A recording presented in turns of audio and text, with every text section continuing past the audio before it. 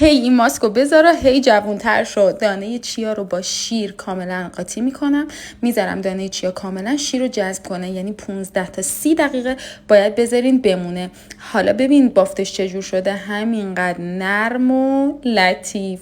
اینو کاملا میذارم رو پوست صورتم. میبینین؟ سعی کنین ضخامتش خیلی زیاد نشه و کامل رو پوستتون پخشش کنین.